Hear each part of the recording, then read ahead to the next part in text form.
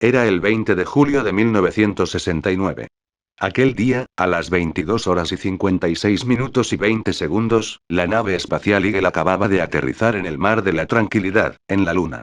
La llegada del hombre a la Luna se convirtió en un hito histórico en el avance científico del mundo, tan importante que supuso toda una carrera espacial que mantuvo enfrentados a las dos grandes potencias mundiales de aquellos años, Estados Unidos y la Unión Soviética. Y es precisamente esta carrera espacial el principal motivo que esgrimen los incrédulos para decir que aquel alunizaje, y todas las misiones espaciales Apolo fueron un completo fraude, el mayor del siglo XX.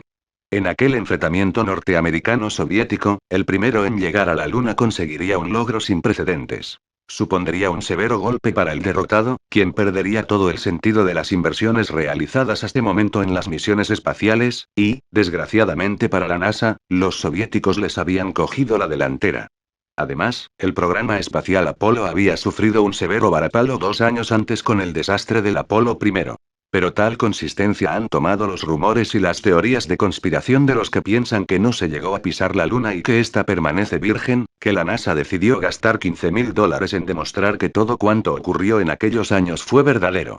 Y es que desde eminentes científicos, a profesores de astronomía, escritores y fotógrafos se han lanzado a rebatir cuántas pruebas y fotos hay de aquella hazaña, e incluso la Fox emitió un programa de televisión en el que se cuestionaba cada una de las fotografías que mandaron desde el Apolo.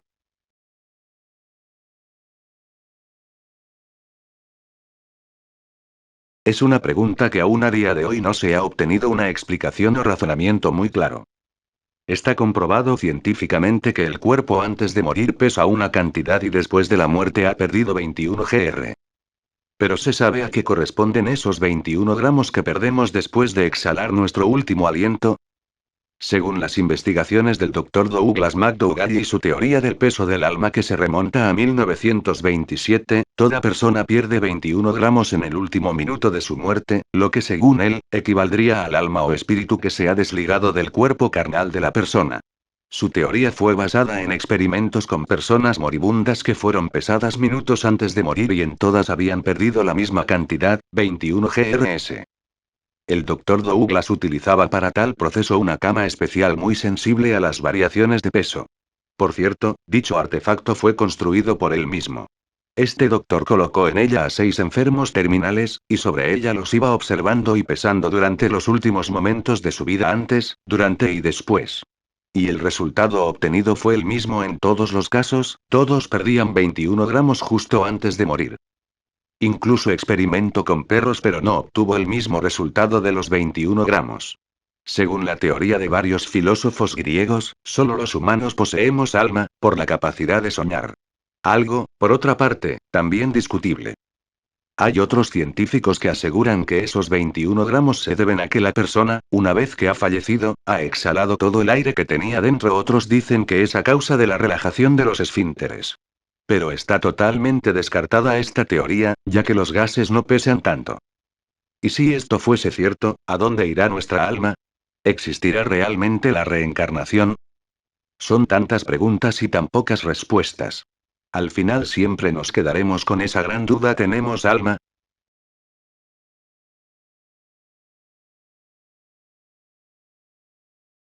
La señal WOW. Es el nombre, en círculos astronómicos, que se le dio a una emisión de radio que se sospecha podría tener un origen extraterrestre. Fue recibida el 15 de agosto de 1977, a las 23:16 horas, por el radiotelescopio Big Ear.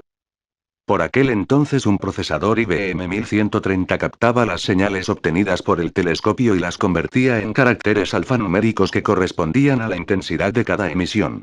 Naturalmente, cuando estaban escaneando, los radiotelescopios escuchaban interferencias, ruido, generalmente ecos de la explosión del Big Bang. Y he aquí lo sorprendente del caso: la emisión captada duró 72 segundos, tuvo una intensidad 30 veces mayor que el ruido circundante y se estipula venía de la zona oeste de la constelación de Sagitario. Lamentablemente no fue grabada pero sí registrada por el ordenador del observatorio en una sección de papel continuo. El acontecimiento pasó desapercibido hasta que unos días más tarde el profesor Jerry R. Eman de la Universidad de Ohio, que por aquel entonces trabajaba como voluntario en el proyecto SETI, descubrió la extraña señal. A causa de sorpresa y conmoción que le generó el hecho, el científico escribió en el papel continuo la exclamación "wow", palabra con la que luego fue bautizada la misión.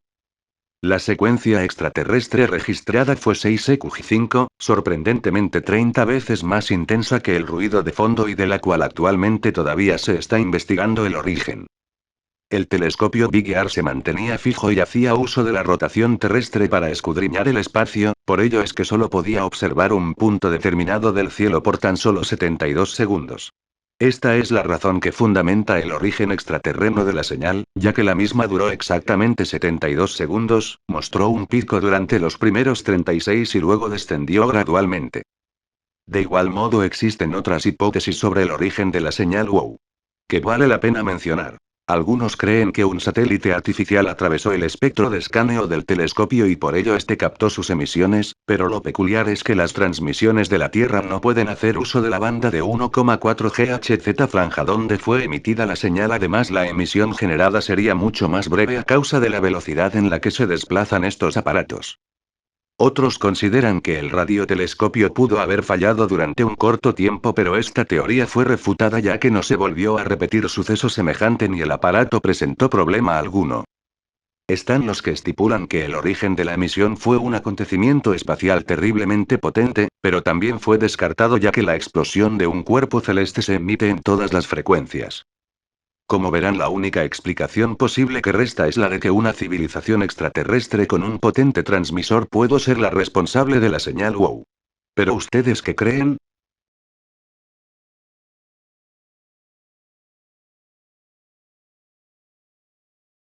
La Biblia, en el libro del Génesis capítulos 6 al 9 nos narra la extraordinaria historia del diluvio universal y el arca que fue construida para salvar la raza humana y preservar la creación.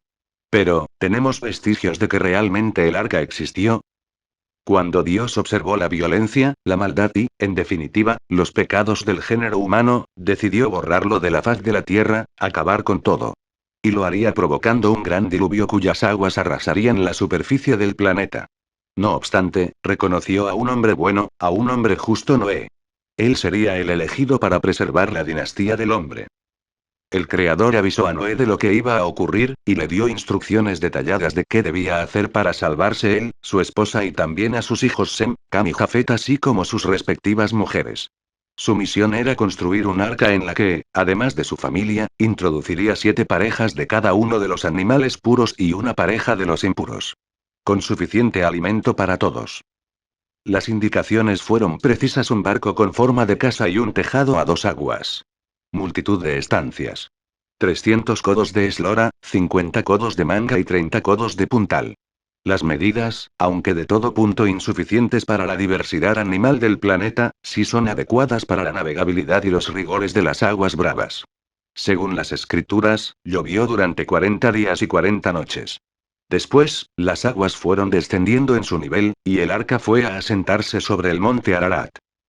El monte Ararat se halla en la actual Turquía, y tiene 5.165 metros. En 1959 un piloto aéreo turco tomó unas fotografías del monte, en las que parecía vislumbrarse los restos de un barco, algo que corroboraron expertos como el experto estadounidense en fotogrametría Brandenburger, posteriormente. Sus dimensiones coincidían, además, con las medidas del arca descritas en la Biblia. También el explorador francés Ferdinand Navarra visitó el monte en varias ocasiones, en los años 50, llegando a encontrar un gran madero tallado, que debió pertenecer a una enorme estructura más compleja.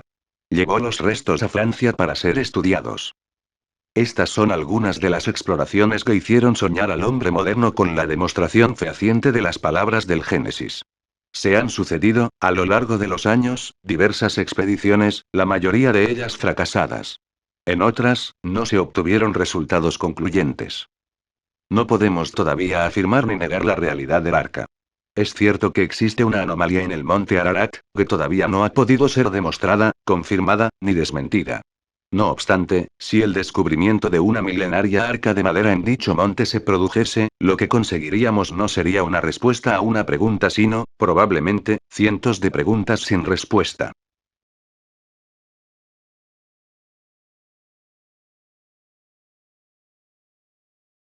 Mucho se ha dicho sobre las extrañas líneas de Nazca, desde que son un espejo de diversas constelaciones astronómicas hasta que son pistas de aterrizaje para las naves de seres provenientes de otras galaxias.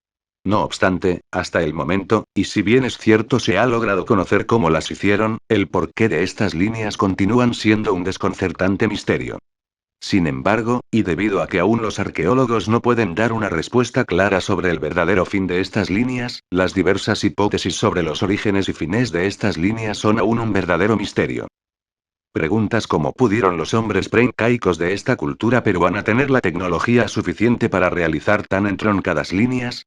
¿Cómo pudieron ellos tener noción de las formas y distancias si estas líneas solo pueden ser contempladas en su verdadera dimensión a varios pies de altura? ¿O por qué dieron tanta dedicación y esfuerzo en hacer las figuras? Continúan siendo materia de investigación de diversos científicos, arqueólogos y especialistas, sin hallar aún una clara y definitiva respuesta. Bueno, eso fue todo en esta primera parte, compañeros de YouTube. Soy Palomino 2113 Big. Los espero en la segunda parte. Recuerden comentar, darle like y suscribirse si gustan. Hasta pronto.